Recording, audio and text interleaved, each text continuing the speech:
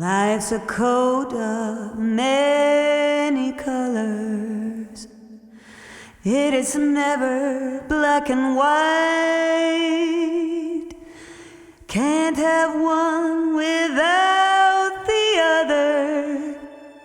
The dark without the Hey, Josh here, and light. today we're going to be talking about the Beyerdynamic T1 and the Beyerdynamic DT1990 and how they compare to each other.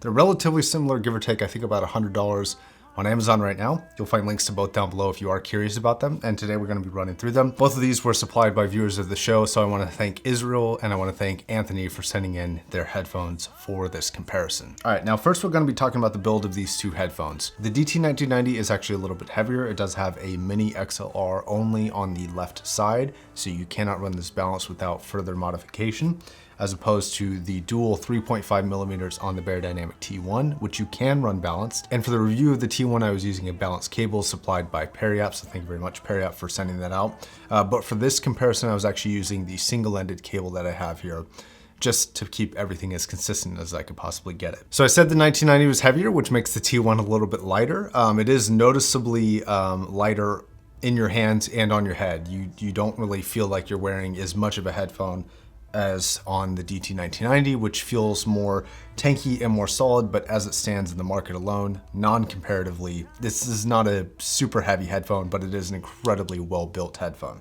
In fact, both of these are really well built. Now, I think that a slight difference in weight actually lends a slight edge to the T1 as the better built headphone, just because it seems to maintain the same level of quality, but in a lighter weight package, and it has the capability of going balanced, which for some people is going to be an absolute must. Now, the power of these headphones is similar in terms of sound pressure level. They're both at 102 decibels per milliwatt. However, the T1 is a 600 ohm headphone and the DT1990 is a 250 ohm headphone. And for certain amplifiers, you're going to notice a sound dip or a sound benefit, depending on which headphone you're listening to. So sound. Both of these headphones are very, very, very detailed headphones. And if you're a person after detail, both of these headphones will satisfy that craving more than just about any headphone in this price category. In terms of detail retrieval, I think the three top headphones that I would most recommend just for details at around this price range is the 1990, the Alex, and the Beyerdynamic T1. Now that's only focusing on detail though. Now when it comes to the overall sound impressions, the T1 actually presents itself a little bit cleaner and clearer than the 1990. The T1 seems a little bit more breathable, a little bit more airy in terms of the sound quality.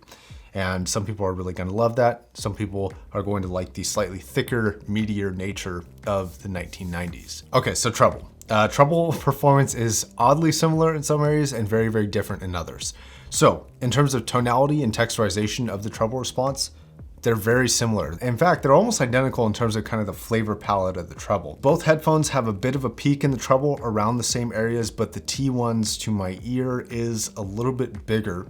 And not only is the peak a little bit harsher, but it's also a little bit more sibilant. Now the 1990s, and I've said this before, and I'll say it again, if we're talking about the treble, this is a bright headphone in the treble department. It has a peak, and I said this in my very first DT1990 review video. However, there's a difference between a peak and sibilance, and this headphone, to me, is not a sibilant headphone, but it is a bright headphone, or at least it does have a little bit of a peak in the treble department. Now the T1 has the same peak, but slightly bigger, and it's also a little bit sibilant to my ear. And that is a little bit rough to see, and I talk a little bit more about that in the review of the T1. Now on a side note, I found actually a really cheap fix for the peak that I'm assuming, because it's around the same frequency, will work on this as well. But I only tried it on the 1990s, and no, it's not in there for this comparison. From AKG, the M220. The foam on the inside, if you go buy a pair, I think it's like $2 or $3, something like that. And I do stand behind that mod as a really simple and easy thing to do. And I would recommend for that for both 1990 owners and T1 owners. Okay, so mid-range. And this is where we start to see the positioning of the sound play a bigger part in the level of importance that they have. And I think mid-range is a perfect example of where position matters, or at least where preference of position matters. So as far as mid-range and vocals go, the 1990 is the closer, more intimate headphone.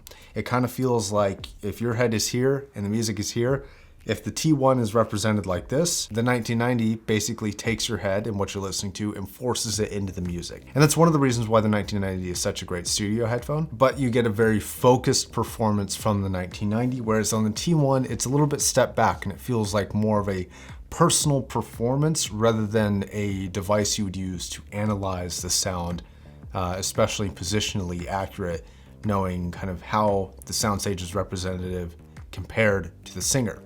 That information is a lot more clear on the 1990, but some people do prefer the more stepped back vocals of the T1. To interject my personal preference here, I actually prefer the 1990s just because I really like vocal forwardness. Now I like a good amount of separation and I like a good kind of isolated vocalist.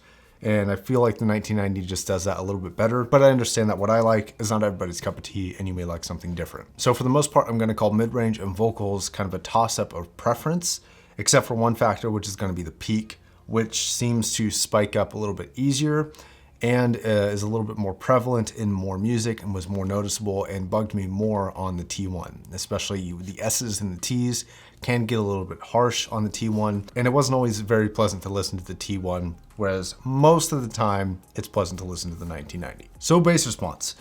The clear winner is the DT1990. And I'm gonna take 1 second here to kind of throw some shade, but I don't mean to say it in a mean way. I don't remember the company's name, which is probably a good thing. I saw a couple measurements measuring these two headphones, and the bass response on the measurements was identical. There's no way.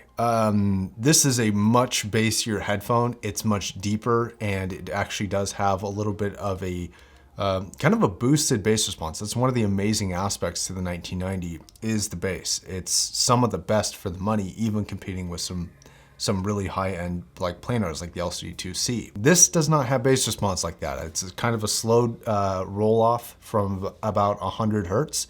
Very similar to the HD800, like I talk about in the T1 review. I'm not gonna spend the time to look up which measurements they were, but if you happen to come across the measurements that have the bass line being identical between the two, they're not. The 1990 is a significantly bassier headphone.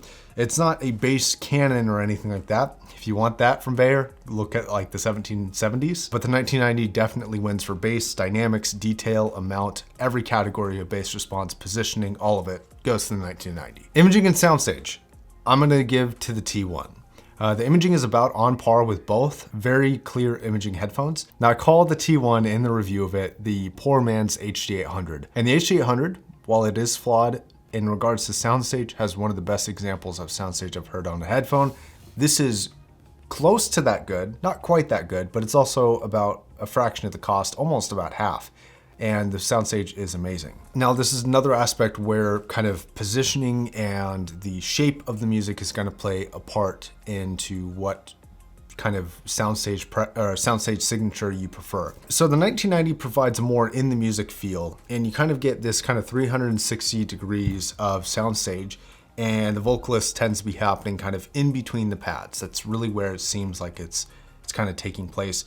And you get that ball maybe about like, I don't know, that far out, and it just goes around the head. And I could get a little bit more specific. If you want more specifics on the kind of the shape of the soundstage, according to my ears, I would look at the Beyerdynamic DT1990 versus Alex video. That actually like write it out.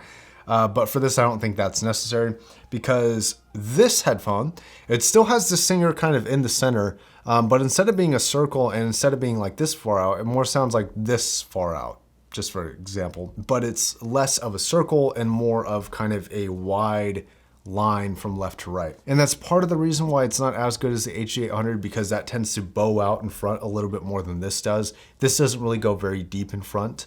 However, positionally, in terms of how finite the imaging is, matched with the total width on each side of the soundstage, you can get very accurate and very lifelike feeling positioning of the sounds.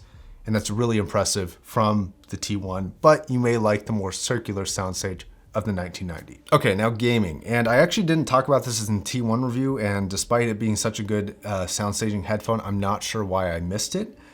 However, this makes a exceptional gaming headphone. I think the best gaming headphone that I've tried is still the HD800 or HD800S.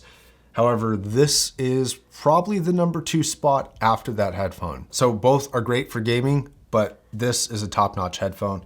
1990 will definitely not disappoint you for gaming though. That's just kind of the pinnacle of what you can get for gaming performance only.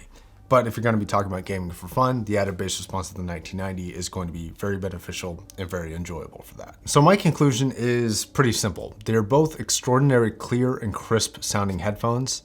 They both have an exceptional amount of detail. I would say if a balanced connection or Soundstage is your first priority, and that matters more than all of the other features combined, I would say go with the T1. However, for just about everything else, I would stick with the 1990.